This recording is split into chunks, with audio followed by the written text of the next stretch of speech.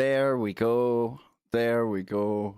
Yes, indeed. See, I can hear you now. I can hear you now. You didn't miss much. You honestly did not miss much.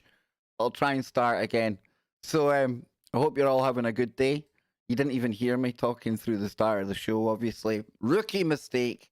Rookie mistake. Yes. So, it'll be coming through now, folks. Don't panic. It's coming. It's coming. Said the bishop to the nun. There you go. There you go. Got it. See, we've got audio coming now. See, amateur rookie mistake. You missed all of my best work there. Oh, you've just missed the whole of the best of the stream.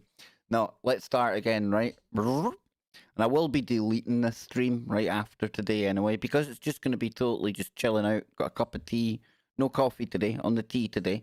And we're going to take a look at a couple of news items.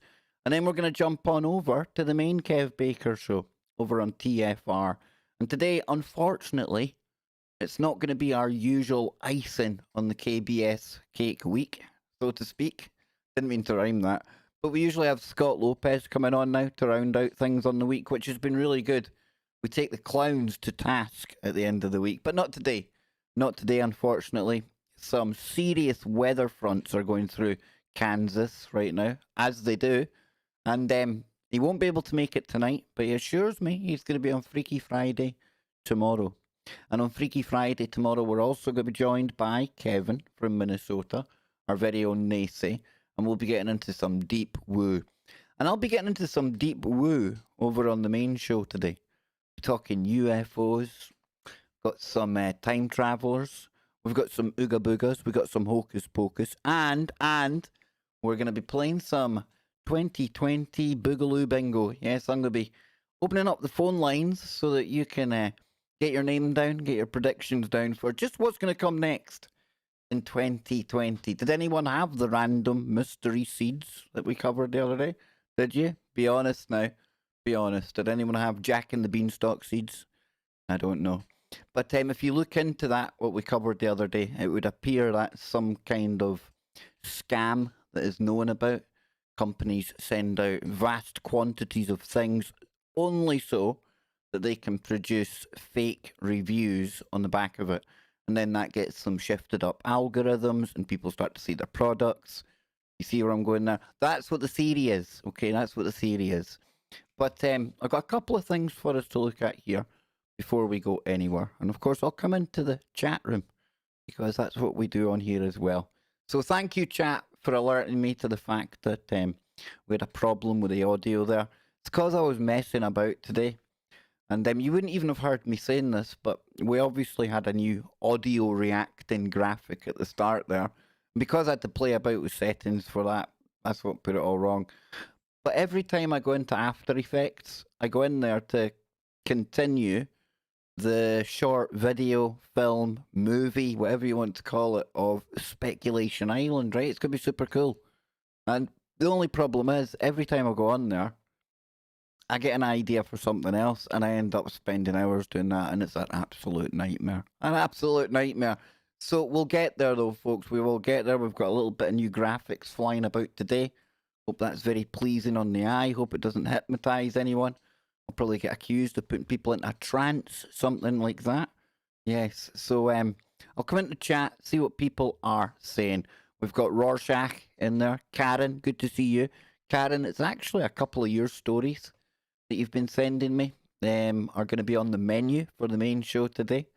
We've got Cassie, Tiffany, Little Glob. Let's scroll up. We've also got Bella, good to see you, Bearded. And one Polly. I probably won't catch everyone today, folks. Connie, Jose, Ramon, Francis. Love that name. Hey, Nano. I know Nano. Amateur mistake. No sound, I know. AJ, he was first in the chat room today. Big shout out to AJ. We've got Jules in there chilling out with us. Nothing as it seems. Let's see. I think ZX will be in there. Polly's in there. We've got Ronald. Good to see you, man. Mama Scheibel. Good to see you. Hope Mr. Scheibel is well fed. We're not going to go through all those crazy jokes again. What else we got? Saint Marionette.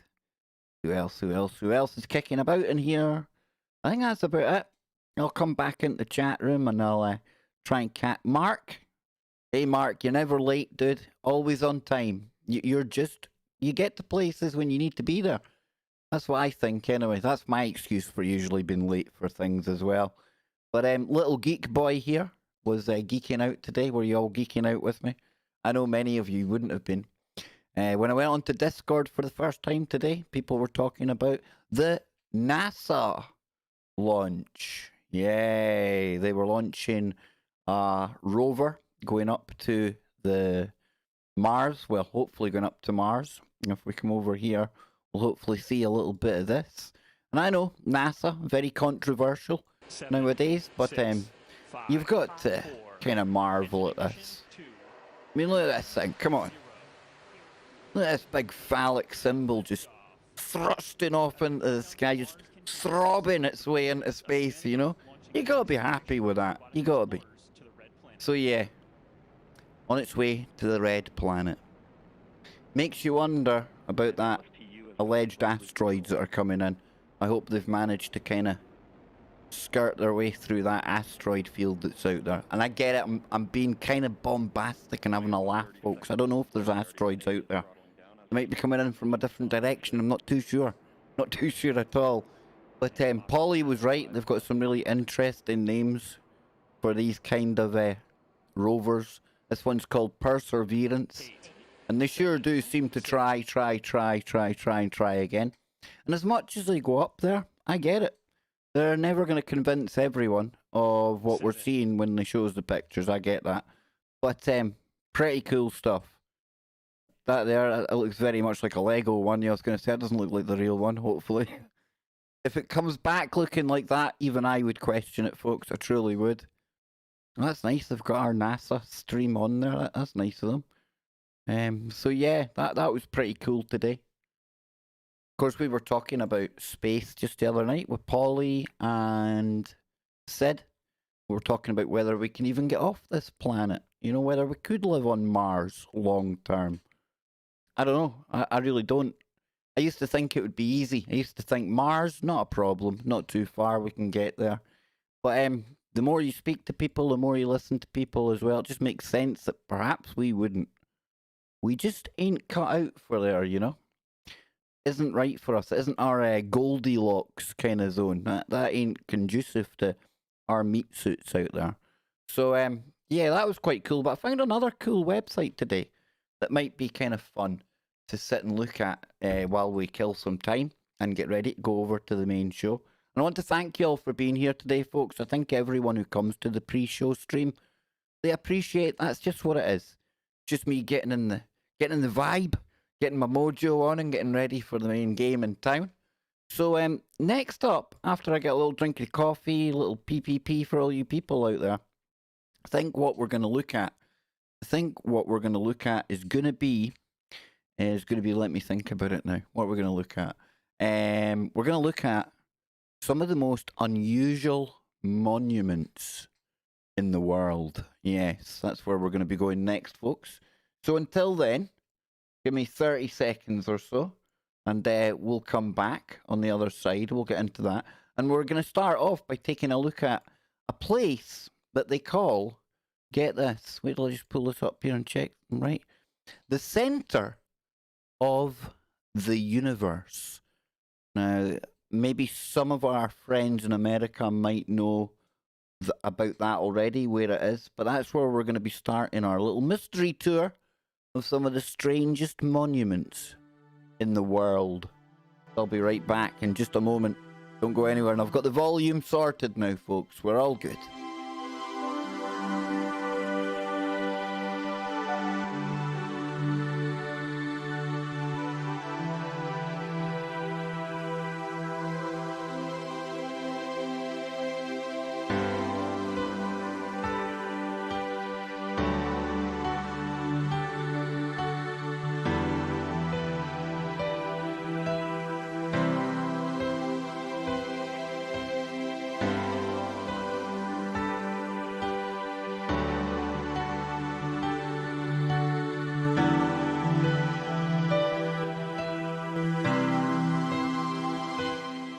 Jimmy Jeans in the house. Yes, remember to check out Jimmy's channel as well. Check that out. Indeed. Good to see you, man.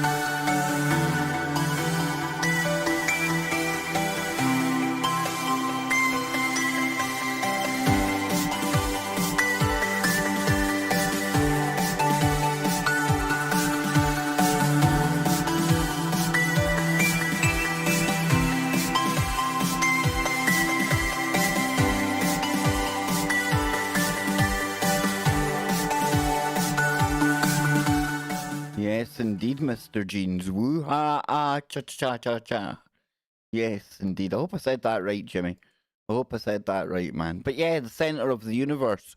Who knew the center of the universe was actually in Tulsa? Now, this is pretty cool. Now, I'd seen this in a documentary before, okay? But this is a kind of cool website, Atlas Obscura. You can tell by the name of it, it's going to be kind of cool, right? It's got kind of cool, wacky places.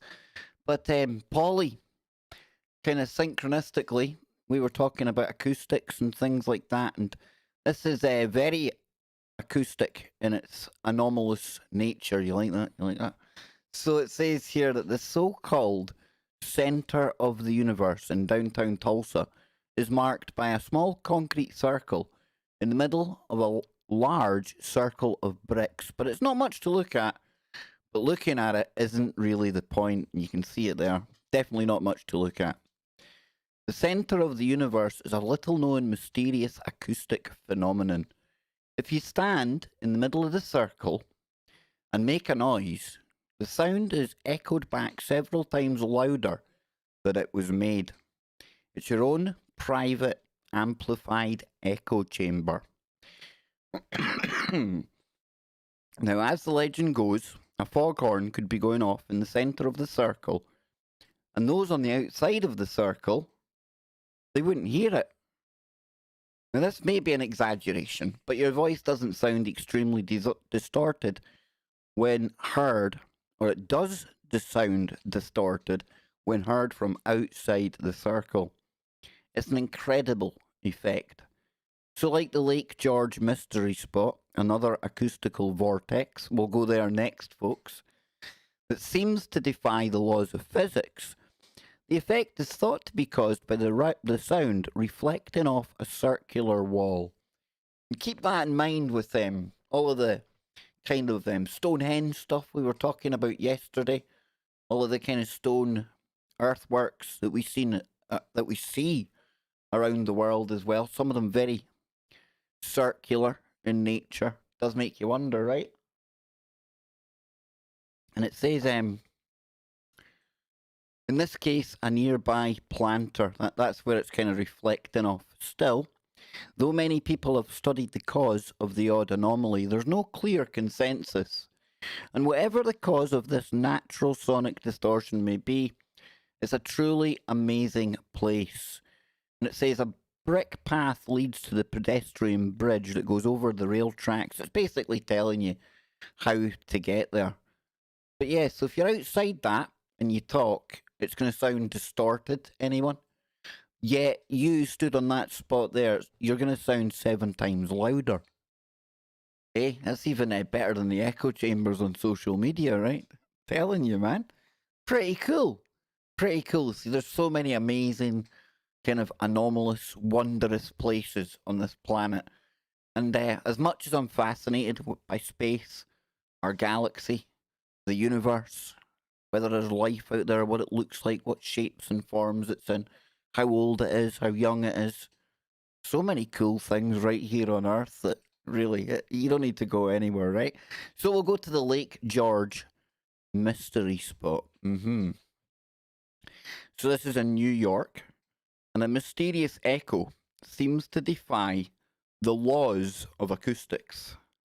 Very interesting. So you got this circular kind of thing going on again. And it says, behind the Lake George Visitor Centre, there's a circular platform with a painted blue map of the lake and a compass pattern attached to it. Now, in the exact centre of the circle, two metal rails cross each other in the middle of the ramp, forming a literal X, like the crossing of the beams at CERN that we were even talking about, right? That marks the mystery spot. Stand here and you'll witness a strange natural phenomenon that seems to defy the laws of acoustics.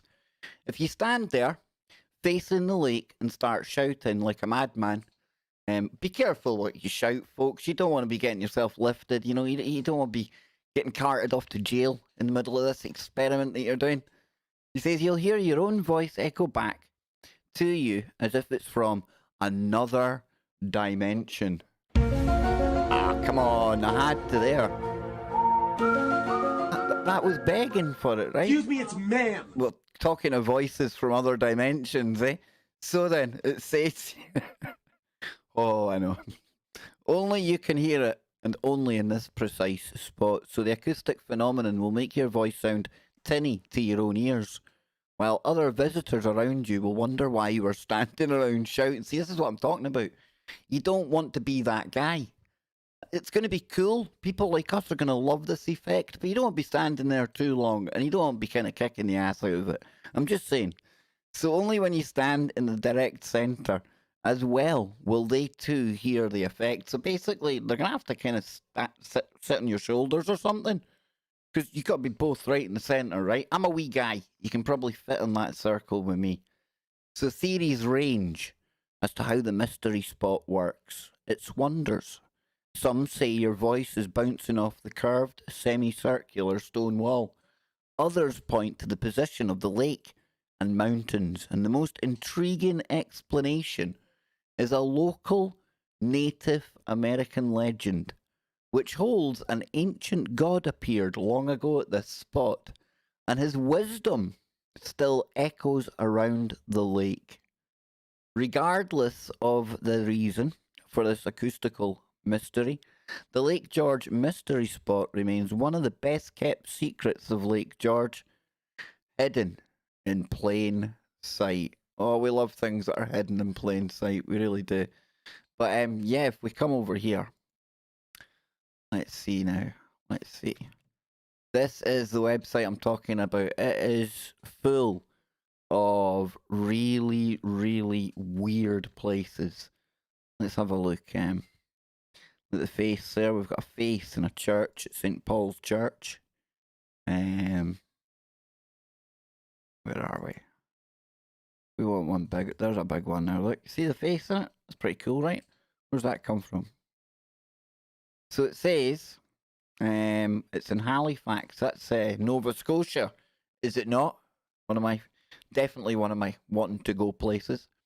The 1917 explosion of a munition ship was a defining moment for Halifax. It was a tragic and disastrous event that also produced its share of folklore, such as babies who survived flight through the air by landing in trees. What? Many of these are too fanciful to be true, unless you're on the Kev Baker show, and we are on Speculation Island, folks. We're there. It's Thursday night. Come on, we're allowed to go there now.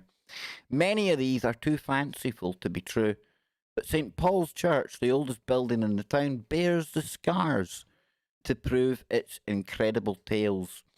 So the church, founded in 1749, was several miles from the explosion, but the blast travelled at a pace of, if Mannerus is out there, he's from Nova Scotia, probably near Halifax, 33,000, well, not 33,000, 3,300 feet in a single second.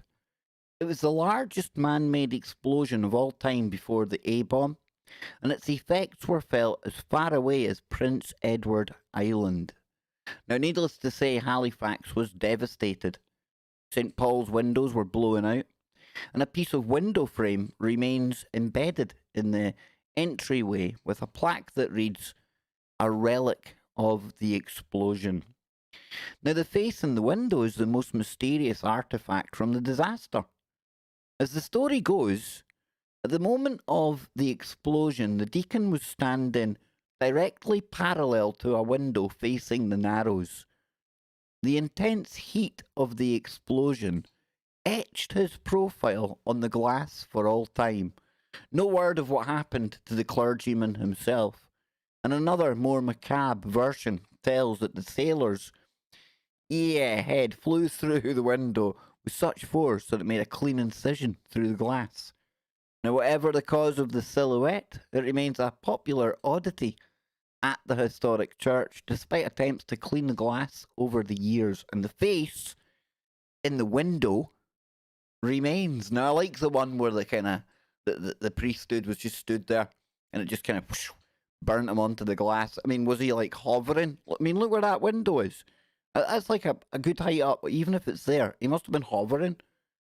And, I mean, if he was inside, it doesn't make any sense, right? It doesn't work. So, I don't know. I think the fact that the priest was probably hovering at the time as well, that's a pretty good shout. Weird place, definitely. What else we got in here? Let's see. What on earth is this? A memorial to America's first circus elephant. Tear that statue down. Tear it down. Look at that. Look. Telling you. Shocking. Elephants matter. So, many stories have been told about Old Bet, one of the first elephants, if not the first, to have set foot in the United States. That's a big foot as well, right? Big elephant footprint. So, one thing we do know for certain, she was, something bad happened in Maine in the cold, cold summer of 1816. There's a striking memorial to Old Bet in Somers, New York, 45 minutes north of Manhattan. Elephants, 45 minutes north of Manhattan. Who knew? Outside a lovely brick building called the aptly named Elephant Hotel. Now home to the town offices. It was once an inn and tavern built by Hekeliah Bailey, one of the fathers of the American circus. So Bailey, a distant relative of the more famous James Bailey of Barnum and Bailey, I'm still none the wiser who that was a local farmer who also traded in livestock. And in 1805, he was at a cattle auction when he bought an elephant. No, I think he actually did. When he ran across an unusually large creature for the venue. Told you, he bought an elephant. At the time, rarely seen in the Western Hemisphere. It said he was smitten with the big girl. Not too closely, I hope. That could prove kind of problematic. I dare say back in the 1800s, times were different then. I don't think two people would have been too accepting of man-elephant love. I ain't knocking it. Hey, people, if you find your love with an elephant, that's the way to go. Just be careful it doesn't roll over in bed. So he bought her and named her Old Bet. He sure loved that elephant, didn't he? And he took her home to work the farm in Somers. Now, how this particular elephant came to the US is a story with a lot of shading over the years. But she may possibly be the first pachyderm to have landed in America. Landed as in Dumbo style, like it flew to America. If we can like make a case for it flying to America, this could be the coolest elephant of all time. So rare a creature piqued the neighbours' curiosity. Yeah, I'd say so.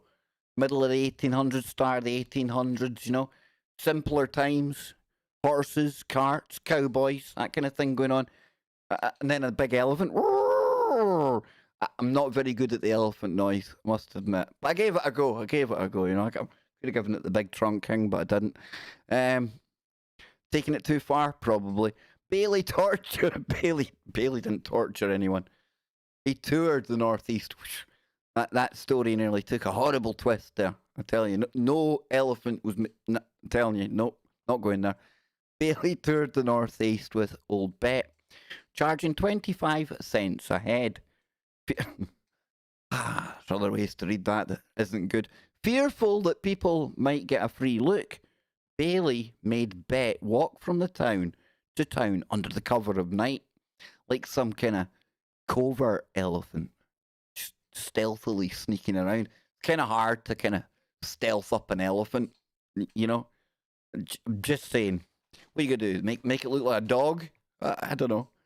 Um, making the rounds of New England this way was particularly punishing in the July of 1816. It was unusually frigid summer, or it was an unusually frigid summer that year, when temperatures across the northern hemisphere plummeted and crops routinely failed. Is that like round the time of that Maunder minimum type stuff? I don't know.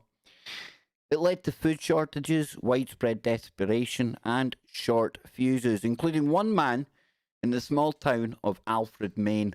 This dude's going to do something bad to our elephant, isn't he? I'm not going to be happy here. So a sawmill operator named Daniel Davis may have been angry that his neighbours were wasting their money.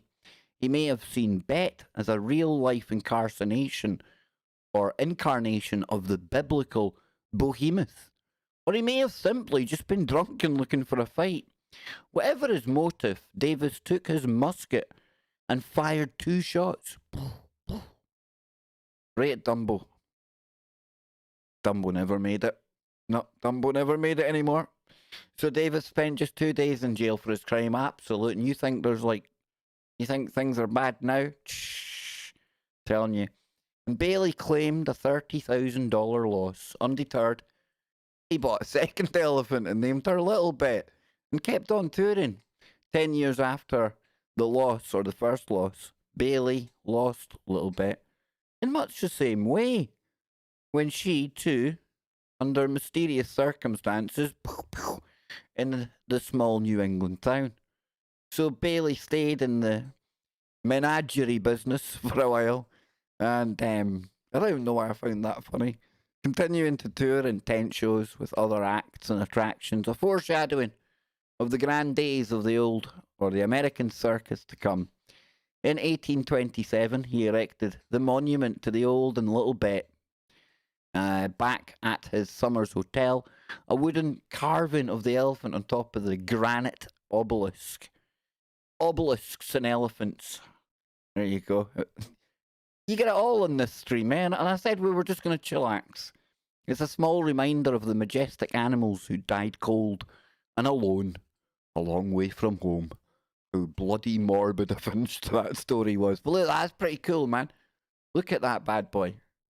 We would look. There it is. There it is. Look at him on top of his obelisk. Crazy. But yeah, we're almost out of time, folks. We're almost out of time. I've almost got to go and get ready. Not too sure what we're talking about. I'm only joking. Only joking. Now, remember last night I was over with Kevin McCairn on his channel.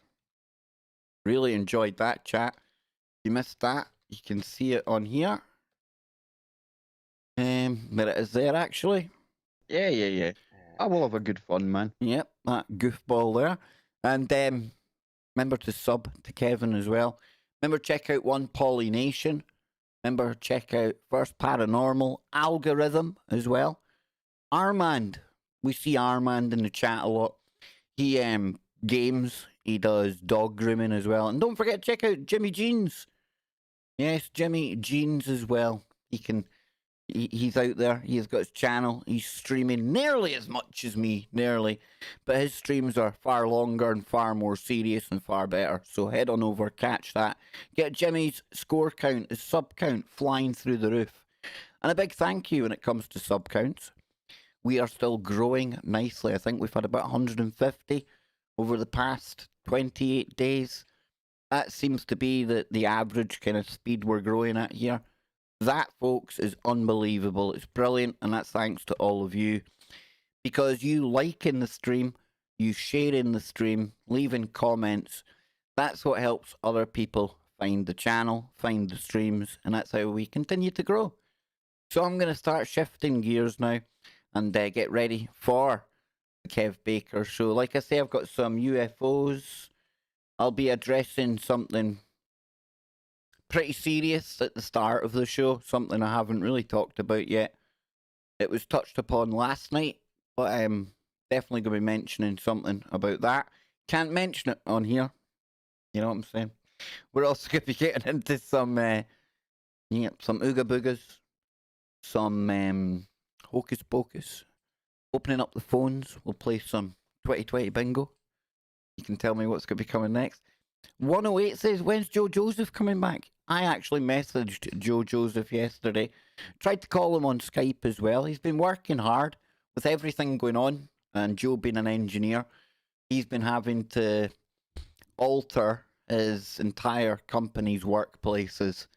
So he's totally working to the bone right now. But I tried to reach out to him, see how he's doing. As soon as I hear from him, folks, I will drag him onto a show or a stream. Don't you worry about that. Super Andy's gonna Super Andy. His head will just gone like that there. Spooky Andy's gonna be coming on with me soon. And we're gonna be talking about timelines, realities, many worlds. Really weird, deep stuff that'll take our wet and warm quantum computers, our brains, to the very limit. I honestly think there's like some limit of computing you can do in the brain, and there's some things that are just outside of our reach. We're going to be trying to go outside of that reach and trying to explain to you what we think's going on, and it's pretty weird. It gets really deep. And another show that's going to be along these kind of lines is on, I want to say August the 26th. It's a Wednesday, so it'll be the 25th or 26th. But Jimmy's mate, Epic Journeyman, is going to be coming on. We're going to be touching on the old Mandelas. And Epic, he's somebody that's done a lot of research into this. I don't know why the show hasn't happened before now, but in typical KBS fashion, everything happens for a reason, right? At the right time. So, yeah, that's going to be pretty good. We'll try and get Chris Anatra back on as well, and we'll start to delve into the multiverse, the woo, the quantum, because all of that's connected to all of the woo and the strangeness that we talk about in this dimension that goes on right here.